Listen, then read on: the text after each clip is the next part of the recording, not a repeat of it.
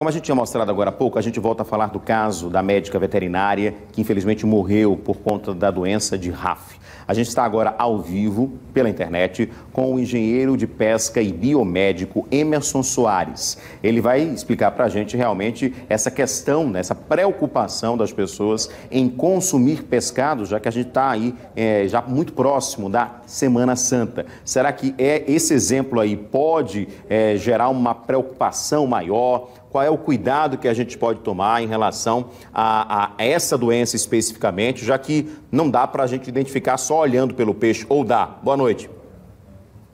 Boa noite, Edson. Tudo bem? Tudo bem, boa noite. Prazer recebê-lo aqui.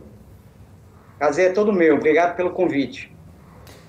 Tem alguma preocupação? A gente deve se preocupar com todo tipo de peixe ou algo específico de onde ele foi pescado, capturado?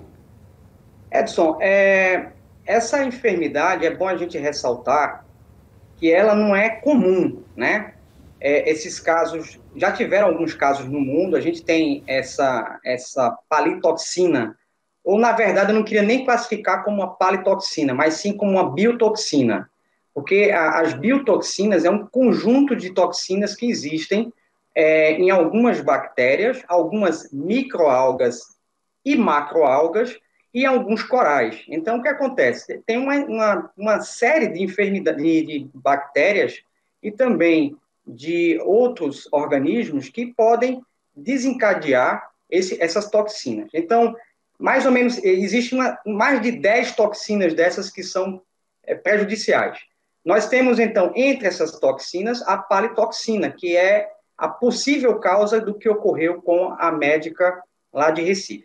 Mas a gente tem que ressaltar que esses fenômenos, geralmente, já existem em Cuba, já aconteceu contaminação em Cuba, no Japão, na Europa, é muito comum em países de clima subtropical e também de clima tropical, mas é mais comum nessas regiões mais subtropicais. E a gente tem essas toxinas, para você ter ideia, nós temos toxinas que são paralisantes, toxinas que são diarreicas, e toxinas que causam problemas até de amnésia. Na Europa, eles trabalham com um sistema de averiguar constantemente esses fenômenos de maré tóxicas, por exemplo, que são produzidos pelas microalgas. Então, elas liberam toxinas e podem contaminar os pescados e, consequentemente, contaminar o homem.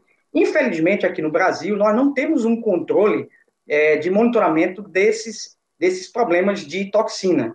E aí, eventualmente, pode acontecer de um pescado, e não é só exclusivo da Arabaiana, pode ser qualquer pescado, ele pode se contaminar em alguns fenômenos de maré vermelha, que são boom de algas, é uma explosão, perdoe-me, de algas no ambiente aquático, e liberar essa toxina. Então, portanto, é a toxina liberada tanto pelas microalgas, ou pelos corais, ou por alguns organismos como dinoflagelados, de um modo geral.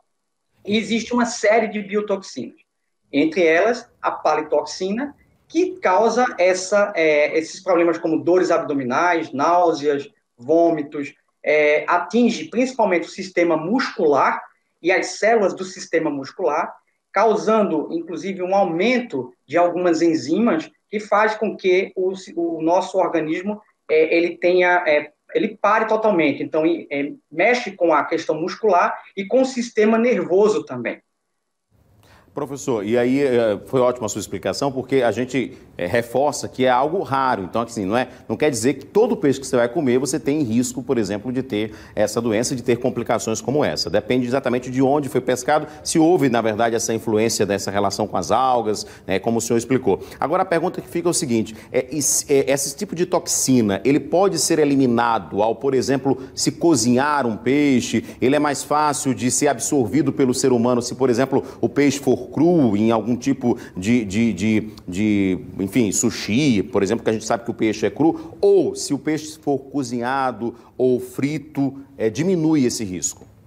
Não, infelizmente, infelizmente as toxinas, elas não são eliminadas pelo cozimento, né? É claro que ao você se alimentar de alguns pescados cru, você tem outros problemas, pode ter outros problemas como bactérias, ou, por exemplo, alguns vermes, como anissaques, que são perigosos também, quando não se cozinha o alimento. Mas quando você cozinha, pra você ter ideia, esses peixes, geralmente, eles têm a tendência a bioacumular nutrientes. Eles bioacumulam tanto metais pesados, como também, dependendo da época do ano e dos fenômenos que ocorram, ou do contato com essa toxina, ele vai acumular também. Como é que se dá essa bioacumulação? Por exemplo, no caso, estou falando muito da arabaiana, né? Mas a arabaiana, ela foi bioacumulando o produto que veio de animais que consumiram de peixes herbívoros ou crustáceos herbívoros, que se alimentam de plantas aquáticas. Então, justamente, esses animais menores se alimentam de plantas aquáticas, das microalgas, e vai transferindo isso, bioacumulando, a chegar nos predadores, como a arabaiana, que vai alimentando desses outros pescados que vem acumulando. Quando chega nele, esse animal está sobrecarregado, dependendo do contato que ele teve, a quantidade que ele consumiu, da toxina. E você, ao pegar esse pescado e cozinhar, ou fazer ele frito, não vai eliminar a toxina, não vai eliminar, por exemplo, também metais pesados, que é outra forma de contaminação também, que a gente se contamina muito com os pescados. Então, a gente tem que ter atenção especial. É bom salientar que nem todo peixe está contaminado, né? É bom salientar que o peixe é um alimento altamente saudável, desde que você conheça a procedência dele, desde que você faça a forma correta de conservação do produto, desde que você tenha os certos cuidados que a gente tem que ter com o alimento que a gente consome. Então, é um alimento altamente saudável. Esses são casos isolados que acontecem. Aqui no Brasil, de 2014 a 2020, nós tivemos, em média, cerca de 12 casos esse problema de palitoxina que ocasiona esses problemas nas células do nosso organismo. É bom lembrar, Edson, que quando há um contato com essa toxina, os níveis de creatina fosfoquinase, que é uma enzima, se manifesta no nosso organismo e tem uma reação em cadeia dessa enzima. Então, essa é uma das formas que você identifica que a doença, você foi acometido dessa doença, avaliando os níveis de creatinofosfoquinase. A gente também avalia sempre, quando a pessoa acomete dessa enfermidade, a gente tem que perceber que logo nas primeiras 24 horas de ao consumir esse pescado, que ele pode estar cozido, pode estar do jeito que estiver cozinhado, ele não vai eliminar. Então, as reações no organismo vão ser imediatas, dependendo da quantidade que você consumiu. Então, lembro que não tem como eliminar facilmente, evitar, claro, é muito difícil, é o que eu estava falando até hoje à tarde, é muito difícil você saber a procedência do peixe, porque nós não temos um programa no Brasil de rastreabilidade do pescado. Porque lá na Europa, quando identifica esses problemas, eles fazem exames mensalmente. Quando eles encontram esses problemas, eles já rastreiam de onde foi capturado o organismo e impede o consumo. Aqui a gente não tem isso. Então, isso causa um pouco de dificuldade para a gente conseguir identificar de onde veio o pescado e onde foi a fonte que ele se contaminou.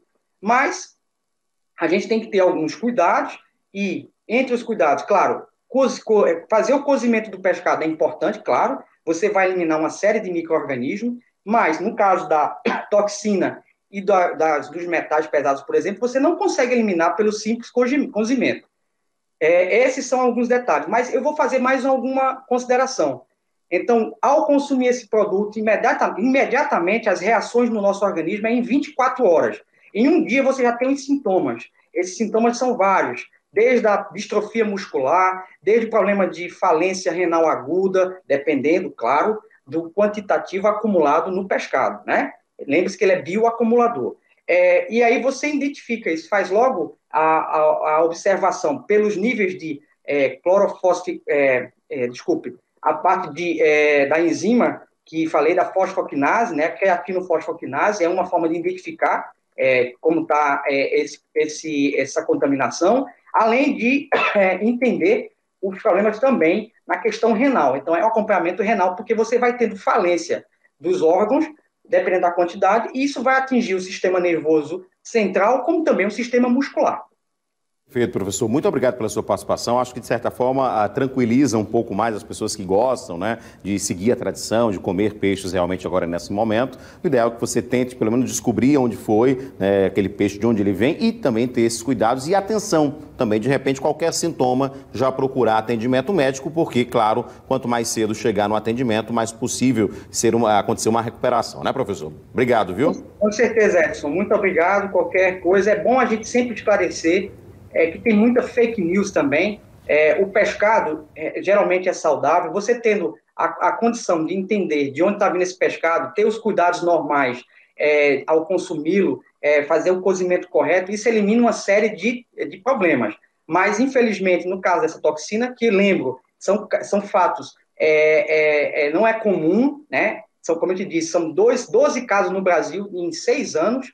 Então, realmente, comer com o seu pescado, com cuidado, sabendo a procedência, procurando saber e fazendo o cozimento correto e as formas corretas de conservação também vai ajudar bastante, mas não vai eliminar a toxina. Obrigado, professor Emerson. Um abraço, uma boa noite para o senhor. Um abraço, boa noite a você, até mais.